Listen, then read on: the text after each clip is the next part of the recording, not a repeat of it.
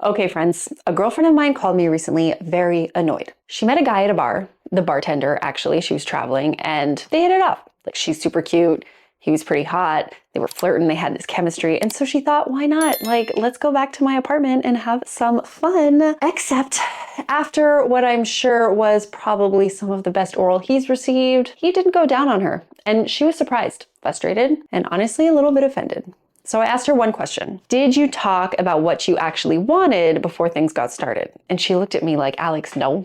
Like, he was working, it was loud. When were we gonna have this conversation about our likes, our dislikes, and all that stuff? I was horny, like I just wanted to get it on. Now, I just need you to hear this, because I think that is the reason why a lot of people are having mediocre sex. And in this video, I'm gonna show you a 5-letter framework that fixes it in minutes. And I'm not talking to you from a place of I created this framework and it's, the end all be all. It's actually something I learned recently myself, which I think is really helpful for people who have trouble having these conversations. Because honestly, for me, I actually have a really easy time having these conversations. I find it the hottest thing ever. It comes very natural, which I'll get into later. But regardless of how much chemistry you and someone else have, I think it's really, really important that you talk about these things regardless. And I actually learned this from a German guy that I met on a retreat that I was at in Greece who is in a polycule, so I'll get to that story later. But first, quick thing, if this channel disappears because of the kind of content that I post and the sensitive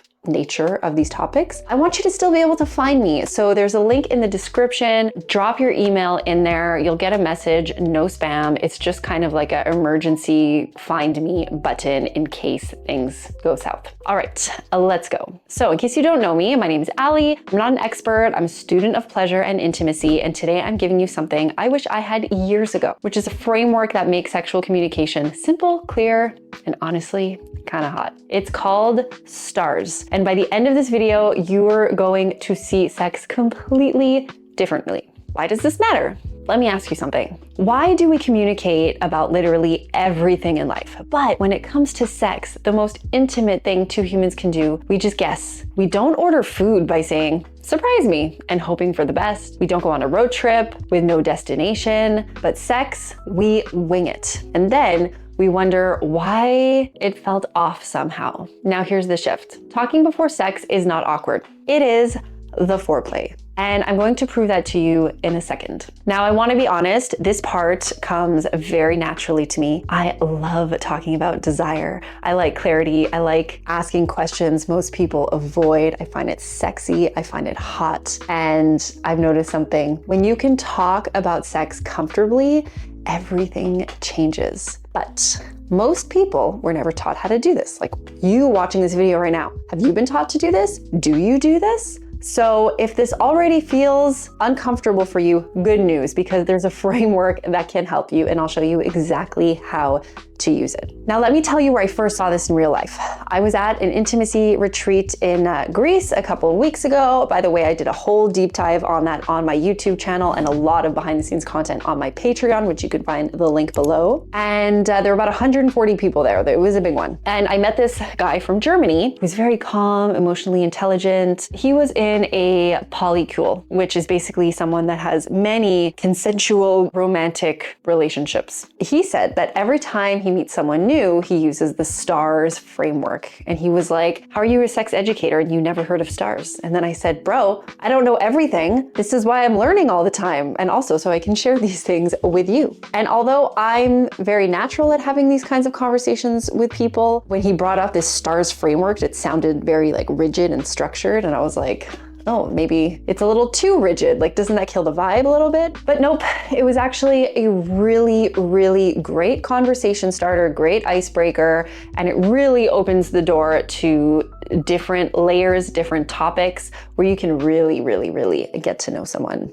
So let's just get into it, okay? What is STARS actually? So STARS is a framework created by Dr. Evelyn Decker, who is a physician, by the way, and a sex educator. So it's not a script, it's not a checklist, it's a conversation that makes intimacy clearer, safer, and better. So let's break it down. Fair warning, this first letter is the most that people avoid. Can you guess what it is? What the S stands for? Well, here we go. Sexual health / STIs. Yes, we're starting right here. The topic that most people are really scared to talk about. STIs, testing, protection, all of it. And here's something I actually recommend, okay? Bring it up first. I'm always the one to bring it up first, very casually. Hey, so when's the last time you were tested? Or my testing schedule. I find that when you bring it up first, you break the ice and it makes the person already feel very comfortable to reciprocate. But if they don't reciprocate, if they're weird about it, that's a red flag, my friends, okay? You want to be with someone who is emotionally mature to handle these conversations. So yeah, bring it up first. Not because it's intense, but because it really instantly sets the tone. It breaks the ice faster than anything else. And again, I noticed something super interesting. So when you bring it up, most people really relax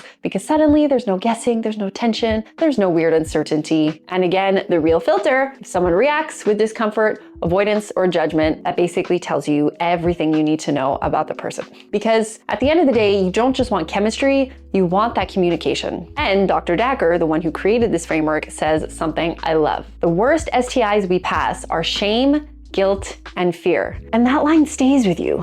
And here's the shift. Someone who can talk about sexual health calmly, so that's not awkward, again, green flag. But that was just the warm-up. Now we get into the part that actually changes desire. The fun stuff, the juicy stuff, the erotic stuff, that is the T in stars for turn-ons. So what are you into?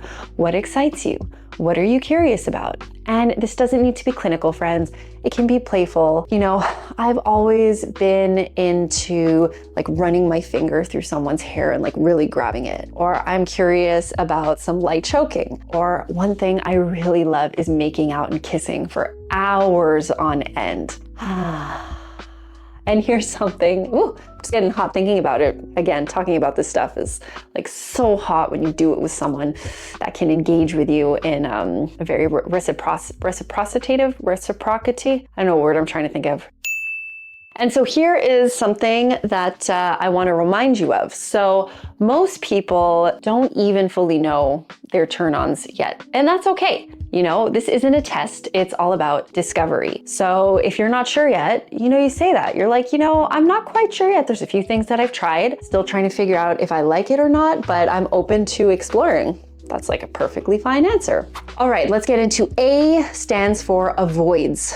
These are your boundaries, my friends, your hard nose, your triggers. And I want you to hear this clearly. Your boundaries are not a mood killer. They are clarity, and clarity builds trust, because your yes only matters when your no is real. Again, for a lot of people, you might not know what your boundaries are. I've been in situations where someone's like, what are your boundaries? I'm like, you know what? I don't have any boundaries. That's what a lot of people say. Well, not a lot, but many people say, I have no boundaries. And it's like, okay, well, do you want to be like shit on? Like, obviously no. I mean, maybe you do, but I don't.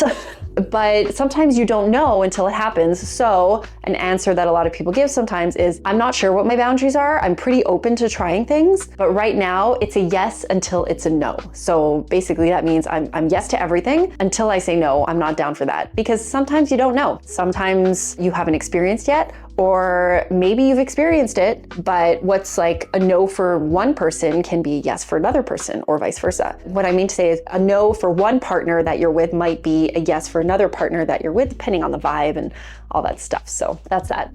All right, moving on to the R. We've done S, T, A, now we're at R, number 4, and this is where the most misunderstandings happen. So the R stands for relationship intentions.